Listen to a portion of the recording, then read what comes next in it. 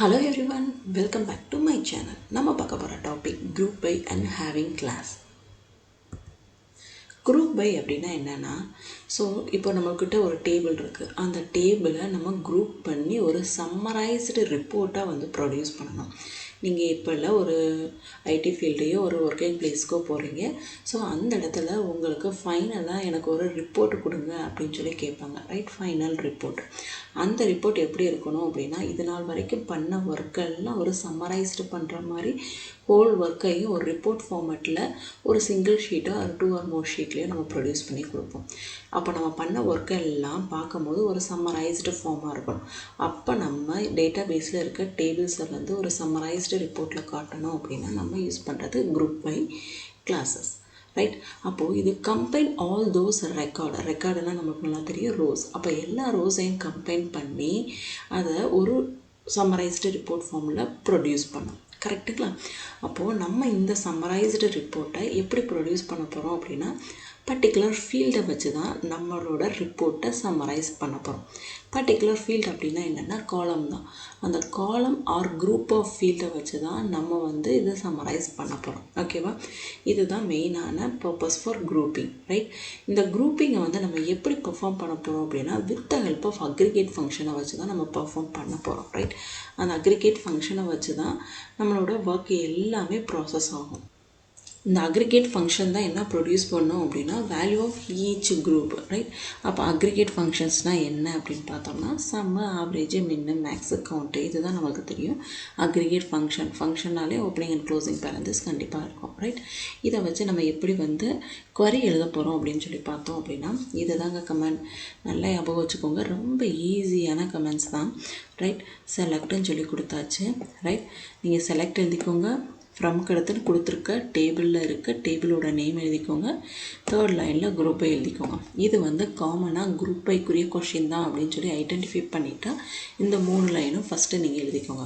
Next கொஷினை read பண்ண start பண்ணுங்கள், ரைட்? கொடுத்துருக்க கொஷினில் எதை பேஸ் பண்ணி குரூப் பண்ண சொல்லியிருக்காங்க அப்படின்னு பார்த்தோம் அப்படின்னா, ஒரு பர்டிகுலர் ஃபீல்டு அந்த காலம் தானே கொடுத்துருப்பாங்க. அந்த காலமோட நேமை குரூப் பைக்கு அப்புறம் கொடுத்துக்கோங்க, ரைட்? அதே காலத்தை நீங்கள் டிஸ்பிளே பண்ணி பார்க்கணும் அப்படின்னா, செலக்ட்டுக்கும் ஃப்ரம்முக்கும் மிடில் கொடுத்துட்டு கம்மா கொடுத்துட்டு ஏதாவது ஒரு அக்ரிகேட் ஃபங்க்ஷன், நம்ம பார்த்த aggregate function sum, average, min, max, count, so ஏதாவது ஒரு அக்ரிகேட் ஃபங்க்ஷன்ஸை நீங்கள் இங்கே யூஸ் பண்ணிக்கோங்க. அந்த aggregate function opening and closing பேரந்தஸ்குள்ளே கொடுக்கும்போது it is based on which column, எந்த காலமை பேஸ் பண்ணி அதை அக்ரிகேட் பண்ணணும், ரைட்? மேக்ஸிமம் இங்கே குரூப் பை கொடுக்கும்போது அக்ரிகேட் ஃபங்க்ஷனும் அங்கே ஓப்பனிங் அண்ட் க்ளோசிங் பேரந்தஸ்குள்ளே கொடுக்குற அந்த காலம் அந்த ஃபீல்டோட நேமும் மேக்ஸிமம் கரெக்டாக இருக்கணும், ஒரே காலமாக தான் இருக்கணும், ரைட்? அப்போ தான் அது குரூப் பண்ணும். நம்ம எடுத்திருக்க அந்த குரூப் பை காலம் பேஸ்ட் ஆன் திஸ் காலம் வச்சு நம்ம குரூப் பை பண்ண போகிறோம். ஸோ அதனால் அந்த காலத்தை கவுண்ட் பண்ணு அப்படின்னு சொல்லி ஒரு இன்ஸ்ட்ரக்ஷன் கொடுக்குறோம். கிளியருங்களா? இப்போ இதுக்கு ஒரு எக்ஸாம்பிள் பார்க்கலாம். ஓகே, நான் யூஸ் பண்ணுற டேபிள் ஆர்டர்ஸ்ன்ற டேபிள், ரைட்? நம்ம இப்போ query எழுதலாம். Select product, right, from orders in the table, group by ப்ராடக்டை வச்சு நான் ஃபஸ்ட்டு குரூப் பண்ணுறேன், ரைட்? இங்கே கொடுத்துருக்க செலக்ட்டுக்கும் ஃப்ரம்முக்கும் மிடில் கொடுத்துருக்க அதே காலம் நேமை தான் நான் குரூப்புக்கும் கொடுத்துருக்கேன். ஸோ நம்மளுக்கு அவுட்புட்டு டிஸ்பிளே ஆகும். இங்கே நல்லா பார்த்தீங்கன்னா இந்த ஃபீல்டை வச்சு தான் நம்ம அப்புறம் குரூப் பை பண்ணியிருக்கோம், ரைட்? ஸோ டோட்டலாக நம்மளுக்கு 8 வேல்யூஸ் இருக்குது. அதை சம்மரைஸ் பண்ணி நம்மளுக்கு 3 ரெக்கார்ட்ஸ் மட்டும் தான் கொடுத்துருக்கு, ரைட்? அப்போ என்ன மீனிங், இது ரிப்பீட்டடாக இல்லாமல் நம்மளுக்கு சம்மரைஸ் பண்ணி கொடுக்கும். ஃபார் எக்ஸாம்பிள் நான் உங்களுக்கு ரொம்ப சிம்பிளாக சொல்லித்தரேன். நீங்கள் ஆனுவல் டே ஃபங்க்ஷனுக்கு போய் ரிப்போர்ட் எடுக்கிறீங்க. ஒவ்வொரு கிளாஸ்லேயும் போய் உங்களுக்கு எந்தெந்த ஸ்டூடெண்ட்ஸ் பார்ட்டிசிபேட் பண்ண ரெடியாக இருக்காங்க, என்ன கேம்ஸோ என்ன ஈவெண்ட்டில் பார்ட்டிசிபேட் பண்ணுவாங்களா, ரைட்? அது டான்ஸாக இருக்கட்டும், சிங்கிங்காக இருக்கட்டும், ஸோ நிறைய கேட்டகரி இருக்குது, ரைட்? பேஸாக அந்த கேட்டகரியை வச்சு நம்ம பார்க்கும்போது நம்ம ஃபைனல் ரிப்போர்ட் எப்படி கொண்டு போய் கொடுப்போம். ஸோ இந்த கிளாஸில் இவ்வளோ நம்பர் ஆஃப் ஸ்டூடெண்ட்ஸ் டான்ஸில் இருக்காங்க, இவ்வளோ நம்பர் ஆஃப் ஸ்டூடெண்ட்ஸ் ஸ்பீச்சில் இருக்காங்க, ஸோ இவ்வளோ நம்பர் ஆஃப் ஸ்டூடெண்ட்ஸ் சிங்கிங்கில் இருக்காங்க அப்படின்ற ஒரு சம்மரைஸ்டு ரிப்போர்ட்டாக தான் கொடுப்போம், கரெக்டுங்களா? அப்போ டோட்டலாக நம்ம எவ்வளோ ஈவெண்ட் வச்சுக்கலாம் அப்படின்னு சொல்லி பார்க்கும்போது நீங்கள் என்ன கால்குலேட் பண்ணுவீங்க? ஸோ மொத்த கிளாஸ் ஃபஸ்ட் ஸ்டாண்டர்ட்லேருந்து 12th ஸ்டாண்டர்ட் வரைக்கும் எடுத்து பார்க்கும்போது காமனாக எந்த ஈவெண்ட் இருக்கோ அந்த ஈவெண்ட்டோட நேமை தான் ஃபஸ்ட்டு எழுதுவீங்க.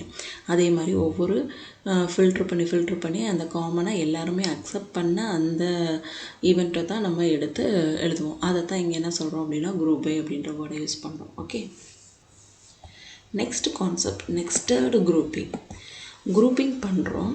நம்ம குரூப் பை அடுத்து கொடுக்குற காலம் நேமை தான் செலக்டுக்கும் ஃப்ரம்முக்கும் மிடில் கொடுக்கணும் அப்படின்னு சொல்லியிருக்கோம். அதை வச்சு தான் குரூப் பண்ணும் அப்படின்னு சொல்லியிருக்கோம். பட் நான் அதே மாதிரி மென்ஷன் பண்ணியிருந்தேன், கவுண்ட்டுக்குள்ளே அக்ரிகேட் ஃபங்க்ஷனுக்குள்ளே நம்ம பாஸ் பண்ணுற எலமெண்ட் குரூப் பை கொடுத்த காலம் நேமை வச்சு தான் நம்ம கொடுக்கணும் அப்படின்னு சொல்லி கொடுத்துருக்கேன். ஸோ நெக்ஸ்டர் குரூப்பிங்கில் மல்டிபிள் காலம்ஸையும் கொடுக்கலாம் அப்படின்றப்போ நம்ம இங்கே வந்து மென்ஷன் பண்ணிட்டோம், டிபார்ட் நம்பரை பேஸ் பண்ணி குரூப் பண்ணுங்கன்னு சொல்லி மென்ஷன் பண்ணியாச்சு. ஏன்னா கவுண்ட்டு மட்டும் எம்ப்ளாயி நம்பரை பேஸ் பண்ணி எனக்கு கவுண்ட் பண்ணி கொடுங்க அப்படின்ற மாதிரி நம்ம இன்ஸ்ட்ரக்ஷன் வந்து கொடுத்துருக்கோம். ரைட், ஸோ இந்த மாதிரியும் நம்ம வந்து நெக்ஸ்டட் குரூப்பிங்கில் பெர்ஃபார்ம் பண்ணலாம். ரைட், ஸோ இதோட கொரி பாருங்கள், செலக்டு ப்ராடக்டை பேஸ் பண்ணி தான் நான் குரூப் பண்ண போகிறேன். என்னோட ஆவரேஜ் கொடுத்துக்கிறோம், அக்ரிகேட் ஃபங்க்ஷன் ஆவரேஜ்.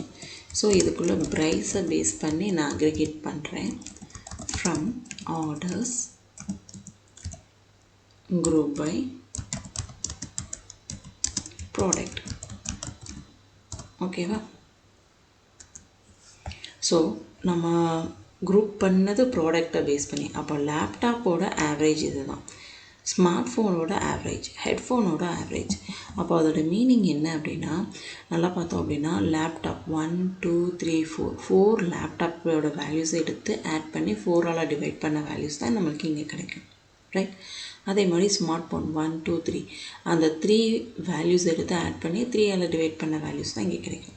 ஸோ நமக்கு என்ன பெர்ஃபார்ம் ஆகிருக்கு அப்படின்னா, நம்ம குரூப் பை பண்ணியிருக்கோம், பேஸ்டு ஆன் த ப்ராடக்டை வச்சு குரூப் பண்ணியிருக்கோம். பட் நமக்கு ஆவரேஜ் ரிசல்ட் வந்து ப்ரைஸை வச்சு பேஸ் பண்ணி நம்ம கொடுத்துருக்கோம். ஸோ மேம் நீங்கள் வந்து குரூப் பை கொடுக்குறீங்க, ஏன் ப்ராடக்ட் அண்ட் ப்ரைஸோட கோலமாக செலக்ட் பண்ணுறீங்க, ஆர்டர் ஐடி சி நேமை வச்சு ஏன் செலக்ட் பண்ண மாட்டேறீங்க அப்படின்னு சொல்லி கேட்கலாம். குரூப் அப்படின்னா ஒரு பர்டிகுலர் கேட்டகரியை வச்சு நம்ம குரூப் பண்ணோம். நேம்ன்றப்போ எல்லாமே யூனிக்காக தான் இருக்கும், ஆர்டர் ஐடின்றப்போ எல்லாமே யூனிக்காக தான் இருக்கும். ஸோ இந்த மாதிரி காலம்ஸை நம்மளால் குரூப் பண்ண முடியாது. ஸோ ரிப்பீட்டட் வேல்யூஸ் இருக்கும்போது அதை குரூப் பண்ண முடியும். ரைட், அதே மாதிரி இங்கே எவ்வளோ நம்பர் ஆஃப் குவான்டிட்டிஸ் இருக்குது அப்படின்றப்போ 1ல் எவ்வளோ குவான்டிட்டிஸ் இருக்குதுன்னு சொல்லி நம்ம குரூப் பண்ணலாம். இல்லை 2ல் எவ்வளோ குவான்டிட்டிஸ் இருக்குது, 5ல் எவ்வளோ குவான்டிட்டிஸ் இருக்குதுன்னு வேணால் குரூப் பண்ணலாம். ரிப்பீட்டட் வேல்யூஸ் இருக்கணும். இப்போ ப்ரைஸுமே பார்த்தோம்னா 1500ல் எவ்வளோ வேல்யூஸ் இருக்குது, 10,000ல் எவ்வளோ வேல்யூஸ் இருக்குதுன்னு வேணால் குரூப் பண்ணலாமே தவிர சி நேமுக்கும் ஆர்டர் ஐடிக்கும் நம்மளால் குரூப் பண்ண முடியாது. எஸ், குரூப் பை அப்படின்னா நமக்கு ஒரு மீனிங் புரிஞ்சிருக்கும். நம்ம கொடுத்துருக்க ரிப்போர்ட்டை ஒரு சம்மரைஸ்டு ஃபார்மில் கொடுக்குறதுக்காக யூஸ் பண்ணுறது தான் குரூப் பை. அந்த சம்மரைஸ்டு ரிப்போர்ட்டும் ஒரு கண்டிஷனை பேஸ் பண்ணி தான் நம்ம ஸ்பில்ட்ரு பண்ணணும் அப்படின்னா நம்ம யூஸ் பண்ணுறது ஹேவிங் கண்டிஷன்ஸ். ரைட், அப்போது நம்ம ஹேவிங் கண்டிஷன்ஸ் வந்து குரூப் பை பண்ணும்போது தான், ஒரு குரூப் ஆஃப் ஃபீல்டில் வந்து அப்ளை பண்ணும்போது தான் ஹேவிங் அப்படின்ற கண்டிஷன்ஸ் வந்து யூஸ் பண்ணுவோம்.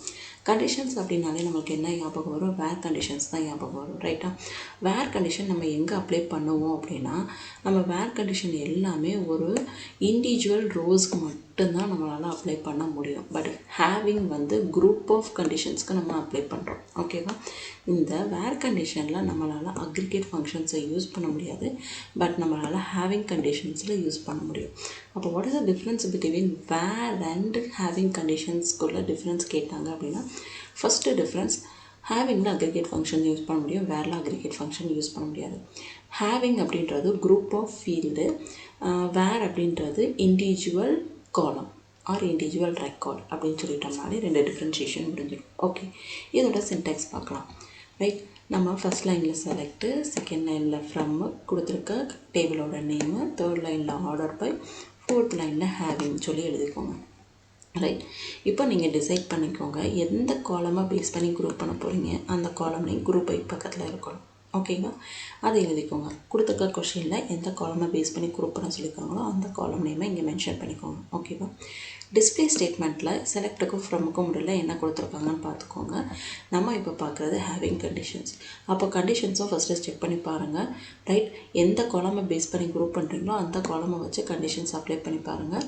Product is equal to laptop. So இந்த ப்ராடக்ட்டுன்ற டேபிளை நான் குரூப் பண்ணி எனக்கு ஒரு ரிப்போர்ட் வருமோ அந்த ரிப்போர்ட்டில் நான் லேப்டாப்பு அப்படின்ற வேல்யூஸை மட்டும்தான் எடுத்துக்கிறேன். லேப்டாப் அப்படின்ற வேல்யூஸில் வச்சு நான் அதோட ஆவரேஜையும் சம்மையும் ப்ரொடியூஸ் பண்ணுறேன். ரைட். அப்போ எனக்கு டிஸ்பிளே பண்ணும்போது எனக்கு ஆவரேஜும் சம்மும் டிஸ்பிளே ஆனால் போதும். ஓகேவா?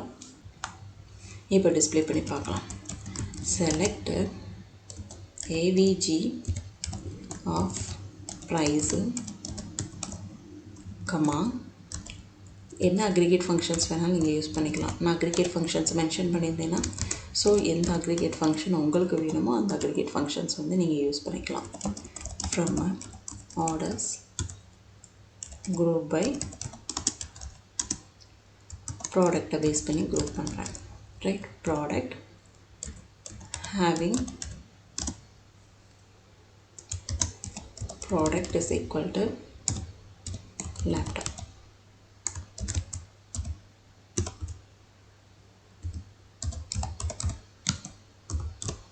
Yes.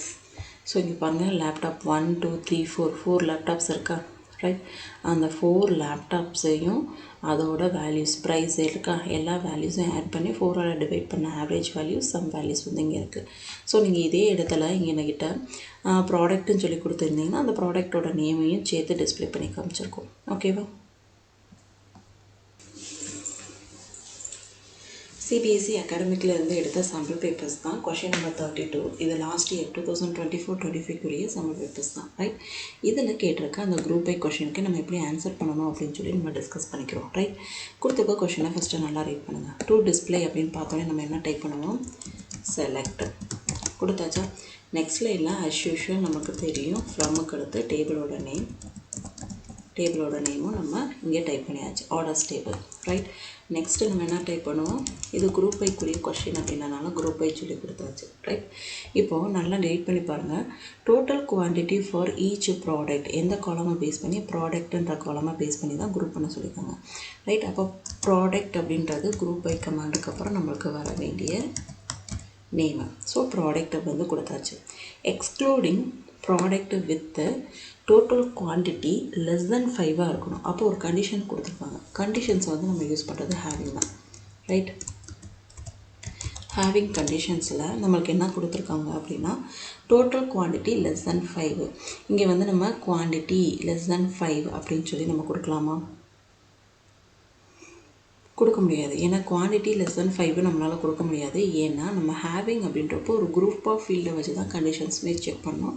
இங்கே டோட்டல் அப்படின்ற வேர்டு இருக்கனால நம்ம யூஸ் பண்ண வேண்டிய அக்ரிகேட் கமாண்ட் வந்து சம்முக்கு மிடில் நம்ம என்ன கொடுக்குறோம் அப்படின்னா குவான்டிட்டி அப்படின்ற டேபிளை வந்து மென்ஷன் பண்ணுறோம். ரைட். மென்ஷன் பண்ணிவிட்டு நெக்ஸ்ட்டு வந்து இங்கே நம்ம கொடுக்க வேண்டிய கண்டிஷன் லெஸ் தென் 5 அப்படின்னு சொல்லி கொடுத்துருக்காங்க. ஸோ லெஸ் தென் 5ன்னு சொல்லி இங்கே மென்ஷன் பண்ணியாச்சு. அப்போ என்ன டிஸ்பிளே பண்ணணும் அப்படின்னா நல்லா பார்த்துக்கோங்க. செலக்டுக்கும் ஃப்ரம்முக்கும் நடுவில் ப்ராடக்ட்டை டிஸ்பிளே பண்ணிவிட்டு இங்கே இன்னொரு கொஷினும் கொடுத்துருக்காங்க. Total quantity each product. ஏன் இங்கே மேம் ப்ராடக்ட் கொடுத்தீங்க அப்படின்னா குரூப்பை யூஸ் பண்ணுற அதே காலமே இங்கே நம்ம மென்ஷன் பண்ணணும். ரைட். ஸோ இங்கேயுமே நம்ம என்ன கொடுக்கணும் அப்படின்னா சம் ஆஃப் குவான்டிட்டி. ரைட். இவ்வளோ தான் கொரி. அப்போ நீங்கள் கொரியை ஸ்ப்ளிட் பண்ணி எழுத ப்ராக்டிஸ் பண்ணிக்கிட்டீங்க அப்படின்னா ரொம்ப ஈஸியாக இருக்கும். First row, second row, third row, fourth ரோவில் என்ன காலம் வச்சு குரூப் பண்ண சொல்கிறாங்களோ அந்த காலமோட நேமும் கண்டிஷன் என்னவோ அந்த கண்டிஷனை கொடுத்துட்டு டிஸ்பிளே ஸ்டேட்மெண்ட் என்ன கொடுத்துருக்காங்களோ நீங்கள் அதை வச்சு டிஸ்பிளே ஸ்டேட்மெண்ட்டை வந்து ப்ரொடியூஸ் பண்ணணும். ஓகேவா? இதில் எதுவும் டவுட் இருக்காது அப்படின்னு நினைக்கிறேன்.